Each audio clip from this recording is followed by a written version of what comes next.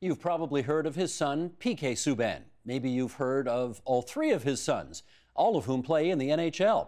And then there are 3 decades worth of kids who'd certainly heard of him from his 30 years as a teacher and principal in the Toronto District School Board. Now, Karl Subban has put in print what he's been telling others all these years. Written with Scott Colby, the book is called How We Did It, The Subban Plan for Success in Hockey, School, and Life. And we're pleased to welcome Karl Subban to our studio for more. It's great to meet you. Thanks for having me. Let us tell the story. I want to go well back before PK, okay? Because this story actually starts in Portland Cottage, Jamaica, yes, and moves from there to Sudbury, Ontario. Yes. Tell me about that transition. Well, you know, my dad's brother, Leslie Subban, sponsored my family to come to Canada. And obviously my parents wanted to come because they had dreams for more and they had dreams for better. And so when my dad came, he was a diesel mechanic at Falconbridge, and my mom was a seamstress, and so she had a job at Sudbury Steam Laundry, and that's how it all started. When did hockey come into the picture? Oh, geez, like the first winter. It was the first winter. I remember it was cold. It was too cold. And I remember looking out the window before winter came, and I didn't see too many children who looked like Karl Subban. But it wasn't too long before they invited me to do something that I love to do. That was to play. And it was to play hockey. And right away, you know, playing the game, and I fell in love with it. And plus, it gave me something to do and something to dream about. And it gave me some new friends. So it made my transition into this new culture easier and a lot better for me to manage. It's interesting. I heard a very similar story from a guy named Sudarshan Maharaj. Yes. They call him Sudsy. He's a yes, goalie. Sudsy. Yes, You probably know Sudsy, who also TDSB, like yes, you, yes, and became a goalie coach of the New York Islanders and had a bit of a career himself. From a Caribbean country, yes, came up here, and hockey, he said, made him feel Canadian. Yes. Same for you? Oh, geez, yeah. Hockey, you know, it just made me, and I mean, it's still a big part of my life today. And all I know is that it helped me with my transition into a new culture. And one lesson I've learned is that sports unites us like nothing else can. You know, nothing else can. And that's why I'm so much in love with sports today. And I'm so happy that my children too have fallen in love with it.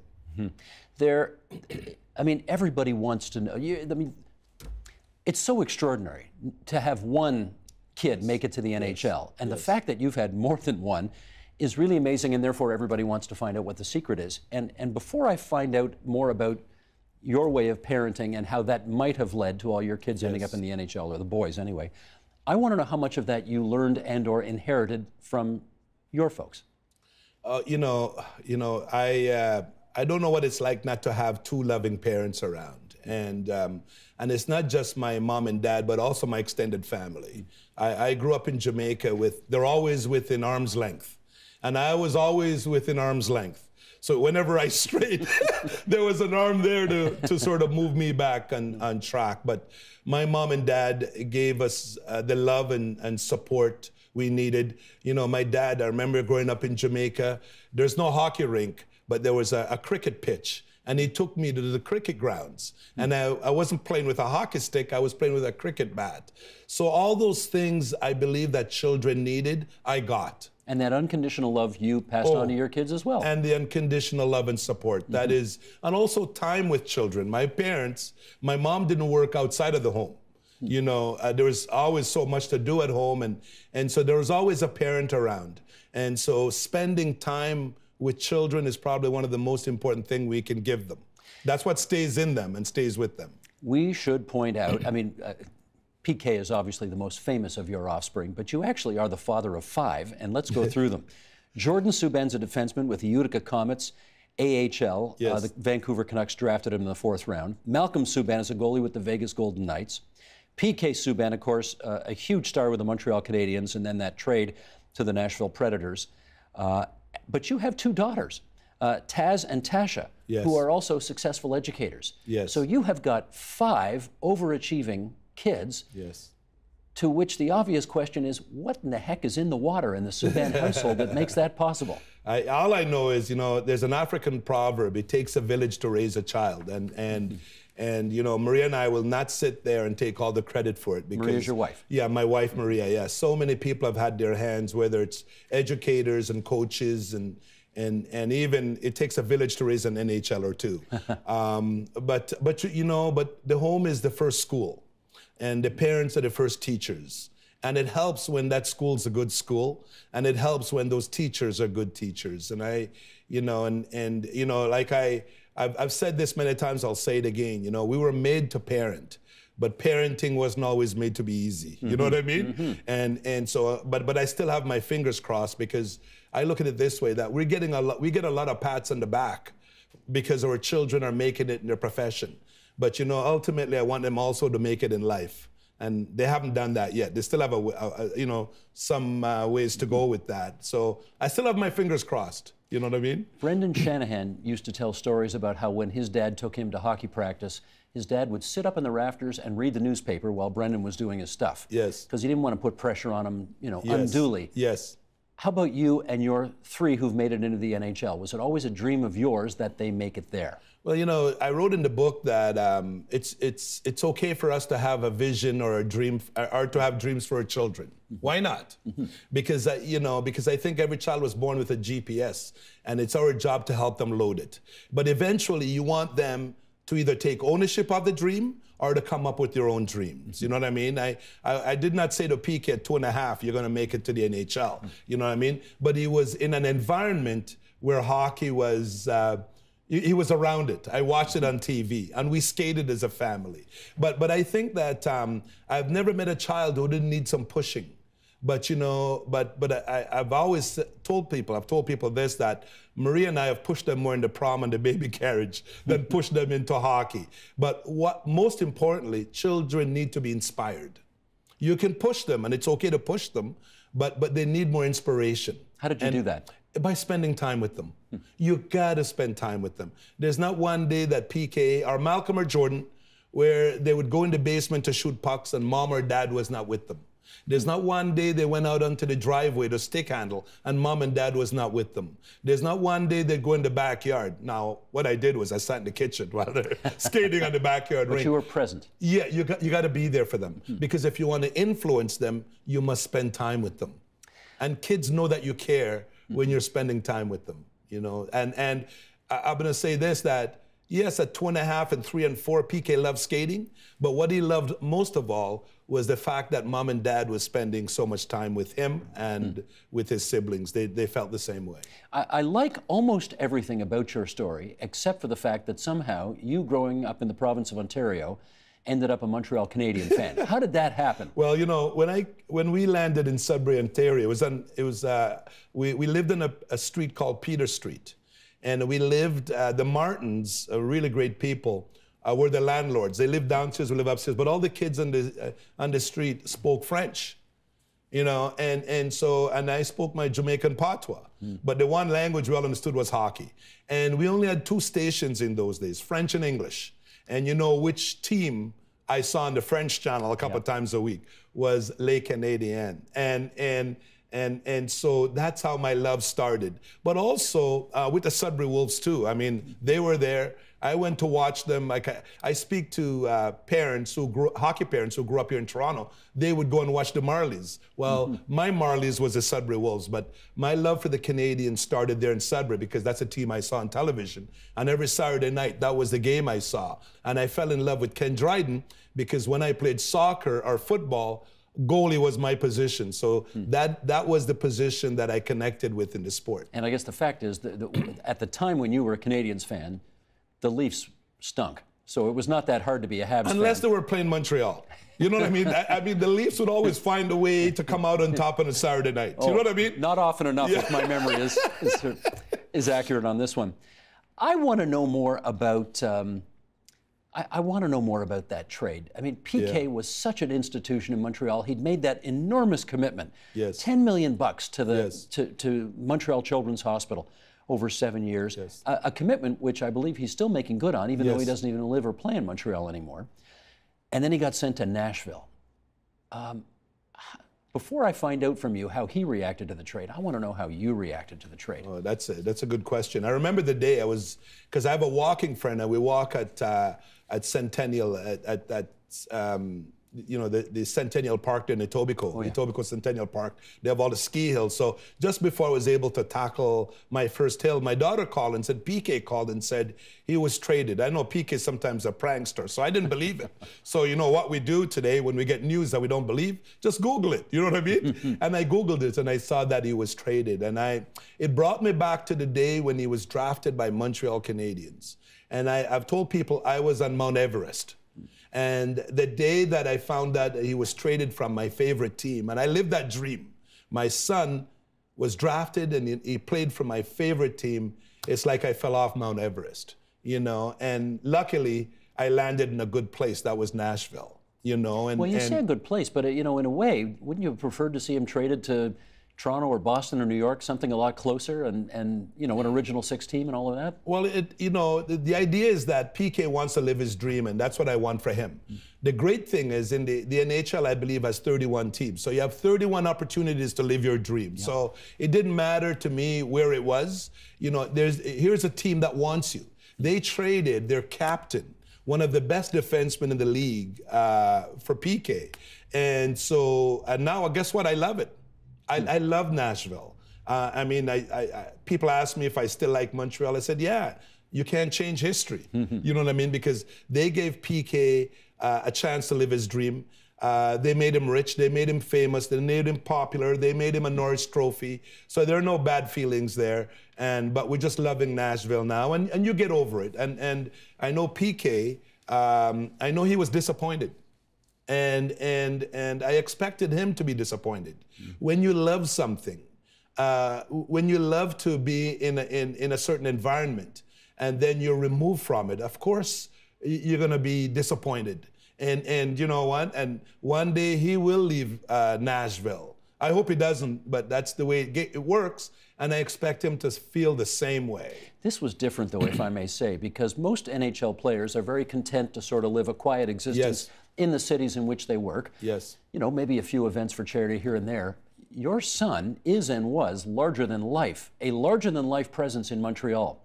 And that presence is now gone from Montreal. Yeah. I wonder, have you thought about how that has affected the city of Montreal to have him gone from there? Well, you know, hockey's a religion there, and obviously fans were disappointed.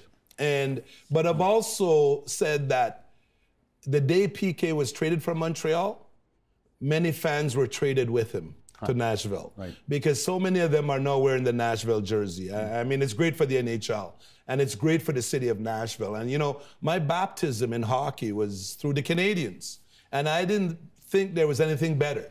And then here we were last year, we were in Nashville last year. They went for that incredible run. And I've never experienced anything like it. And I can't wait to experience it again. Charles Barkley came off the NBA set of whichever station he's working at. And he said, I had to come to Nashville just to experience it. It really is. Yeah, I've been to a game remarkable. There. It's a rockin' good time. It's a great place. It's a great place. So, you know, in that way, I'm happy for the trade, but that's also part of the business. You know, it's part of the business. They've traded away, like I've told people, I've had enough practice dealing with PK's trade because they've traded away so many of my great Montreal Canadiens over the years, and I don't want to list them all. I mean, Phil Esposito got traded. Wayne Gretzky got traded. Wayne Gretzky got traded. If they can get traded, anybody can. Darryl Sittler got traded. Yeah, come on, you know. That is true. You know, Dave Keon played in another jersey, which we never liked, you know. Let's do, I want to get back to your background here, and I want to do a quote from the book here to that end. Sheldon, let's bring up this quote if we can. I remember it was a spring tournament and PK was about 8. He came out of the dressing room crying. He said a boy on the ice called him the N-word. We said there was no need to cry because it was only one word. We probably said something about sticks and stones. There weren't too many kids playing hockey who looked like PK, so I'm quite sure he knew he was different. But now someone had communicated it to him in a way he didn't like. How much of that stuff did you have to deal with as the kids were growing up? Not as much as people might think. You know, I remember not as much as people might think, because one of the things that we never did was to, if things are not working out our way, was to blame race. It's so easy to do, and that can be a distraction. And we never wanted race to be the reason why we didn't achieve. You know what I mean? You didn't want to give him that excuse, if you No, like. it's an excuse. I did not want it to be. And so that's how Maria and I approached it with them. I remember in a tournament in Waterloo one time, and I won't mention this father's name. His son's a famous hockey player, and he was right behind me. And I was walking ahead of him. Then I heard this big commotion behind me. Someone had said something about PK, and he stood up. And he stood up. And up to this day, he hasn't told me what was said. I can just imagine. But he stood up for what was right. What is also right is how we deal with it. We can't always control what's outside of us. So how did you urge him to deal with these kinds of instances? Well, you know, the thing was how we dealt with it was really important. How we dealt with it was really important. You either can use it to be bitter, make you bitter, or you can use it to make you better. And what I'm saying is that your dream is to play in the NHL. And so there'll be many things that will come your way to distract you. And if you're going to give those things permission to distract you, you'll never ever reach your destination in life. True, but and so one of the things that I didn't say it this way to him, but you know, I believe we planted this seed that you have this thing inside of you called potential. It gives you, it's like a suitcase that has your skills, your capabilities, your talents, and you need to believe in it. And don't let anyone distract you from your goals or dreams. And you know, and that's, I believe that's what we did. It's not an easy thing, but I look at racism or sexism as distractors. They will distract you if you allow them to. And the best way to deal with racist comments is to work to succeed, is to work to achieve, is to show people that, you know what, don't judge me by the color of my skin. Judge me by my potential. I take and so that's sort of our approach to it. I take your point, but it's, you know, it's 2018, and are we not entitled right now? Look, there's a ton of trash talk in all of sports, right? And the guys love to chirp away at each other in the hopes of getting an advantage or getting under their skin and all that. Yes. But we've got to be past the point where people are entitled to chirp racist taunts or homophobic slurs, that kind of thing, aren't we? Yeah, we've passed it now. People, you know what? People will do things to slow you down and to stop you.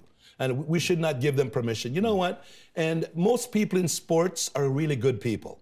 Most people in sports do not go down that road. But, you know, sports is life. And they say life is sports. So you will have a few people who will cross that line. But the majority of people haven't crossed that line.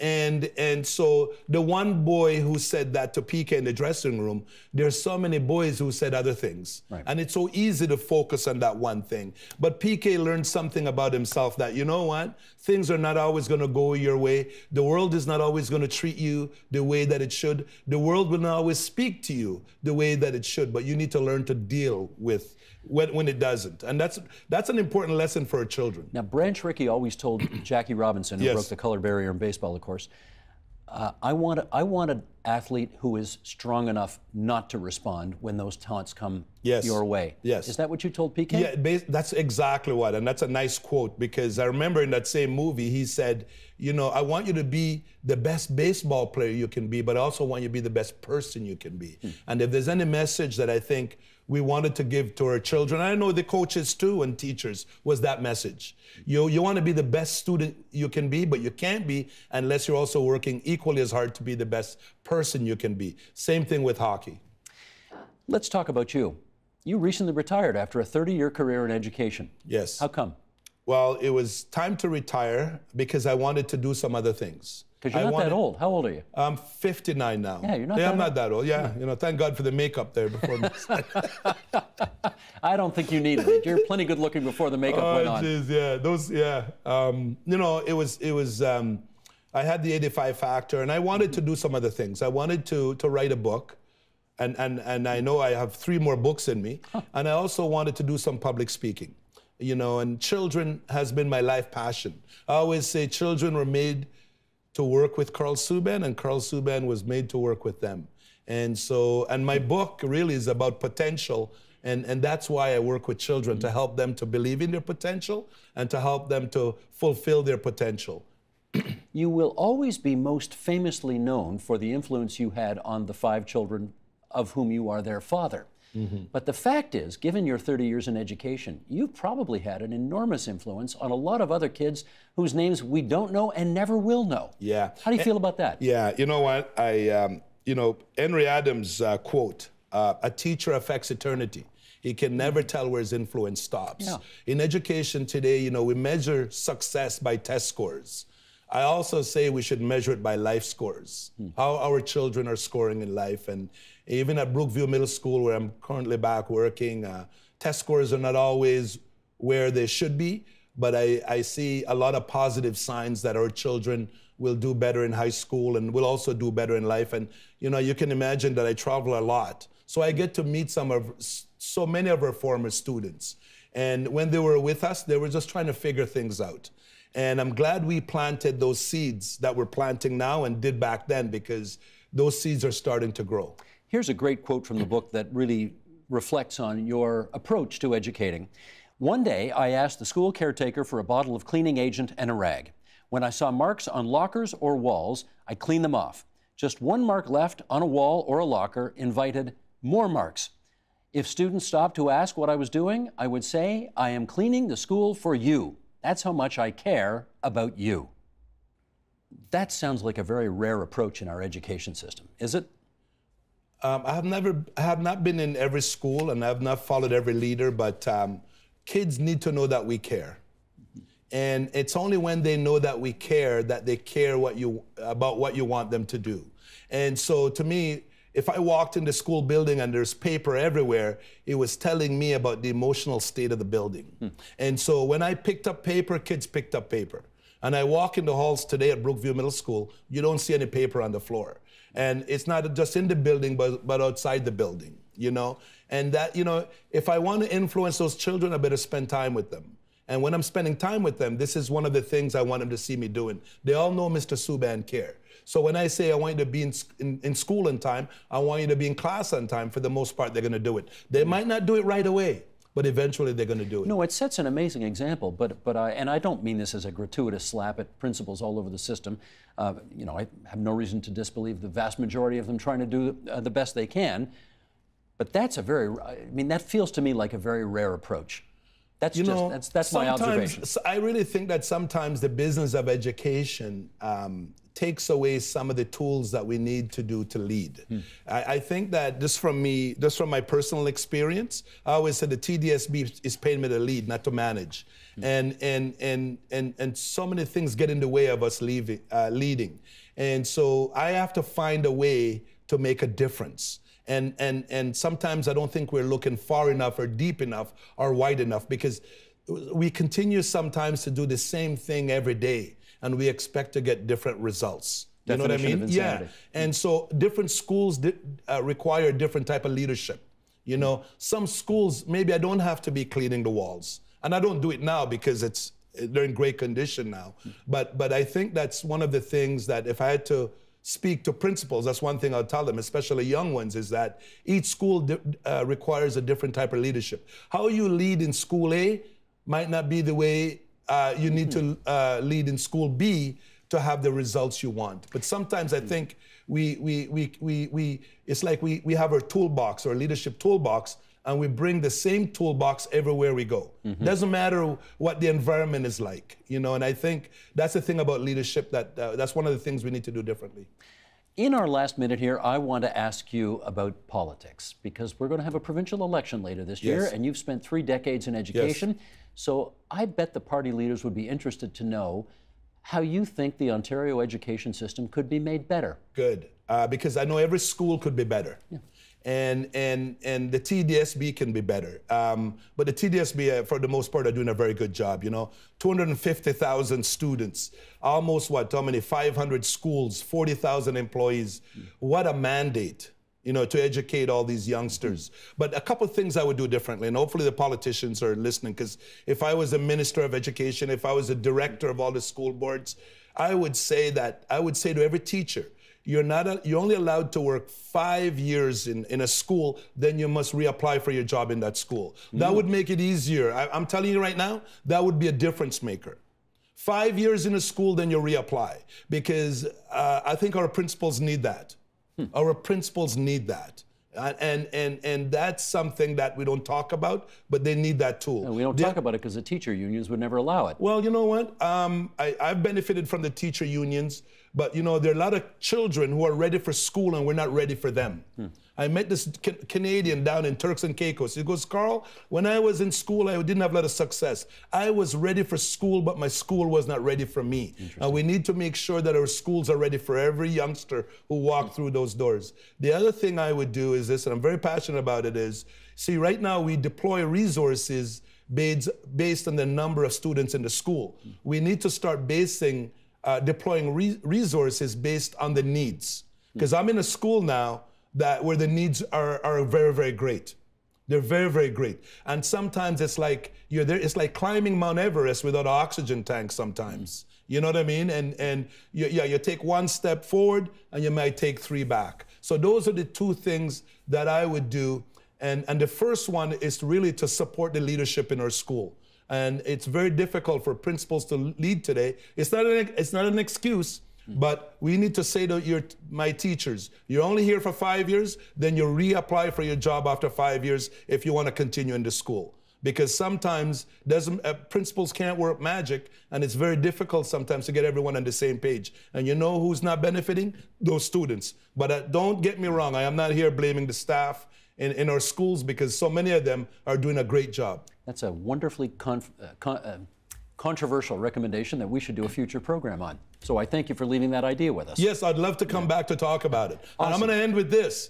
Not because I agree with my staff does not mean I will disagree about working with them. I might not agree with you, but it will not stop me from working with you. And that's the mentality we need to have in all of our schools. So I want the politicians to put that last part in and to make that change right away. And I think that will help our schools to be better. And we want them to be better. We want them to do better. You know, Mr. Subban, the election's still 6 months away. I'm sure some party can find you a riding if you want to run. Yeah, they can come and get me, and I'll help to work with them to set their platform when it comes to education. Perfect. It was a great pleasure to have you into the studio today. And if you want to know the Subban plan for success in hockey, school, and life, you want to read Karl Subban's How We Did It. Thanks so much. Thank you very much for having me. The Agenda with Steve Bacon is brought to you by the Chartered Professional Accountants of Ontario, helping businesses stay on the right side of change with strategic thinking, insightful decisions, and business leadership. Are you on the right side of change? Ask an Ontario CPA.